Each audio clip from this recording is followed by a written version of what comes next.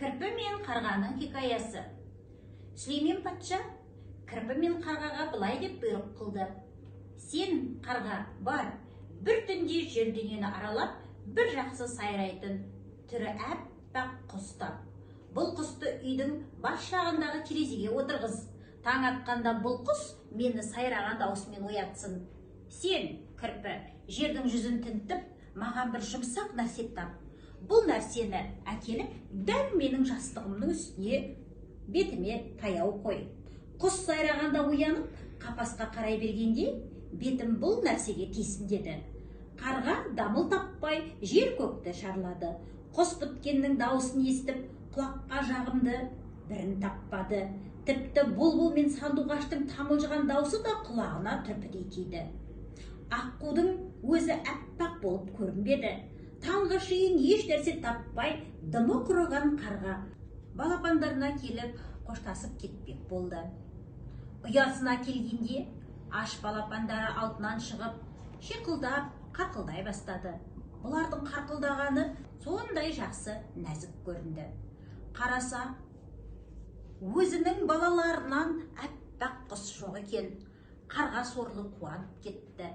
Іздегенім үйімде екен деп, балапандарын Сүлейменнің сарайына келіп, терезеге отырғызды. Кірпіде күні-түні бойы, күні-түні дамыл таппай жер жүзін кезді. Жұмсақ нәрсе іздеді, іздесе де таба алмады. Бұл да шалдығып, шаршап, ініне қайтып келді. Анасын көріп, мұның да балалары алдынан шығып құшақтады. Кірпіде балаларын құшақтағанда, денесі сондай жұмсақ секілді. Жердің үстінде өзімнің балаларымнан жұмсақ нәрсе жоқ екен деп, кірпі балаларын Сүлейменнің жастығының үстіне әкеліп қойды. Таң атты.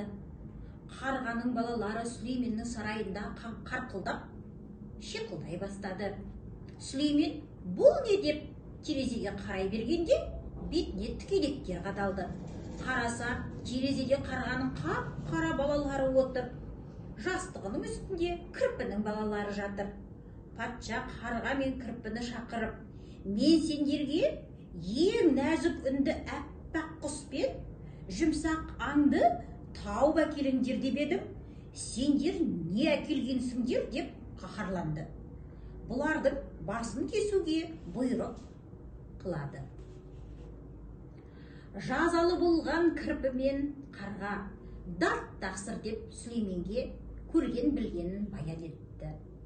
Сол кезде Сүлейменнің кеңесшісі Мәзере құмырсқа: «Ау, патшам, әркімдікі өзіне балдан тәтті, оттан ыстық, күннен жарық, һәм мамықтан жұмсақ деген. Қарғаның көзіне балапандары әппақ, нәзік үнді көрінген, кірпіге балалары жұмсақ болып білінген. Бауыр еті баладан асқан тәтті зат жоқ. Қарға мен кірпіге сауға бер деп, қарға мен кірпіні босатып жіберді.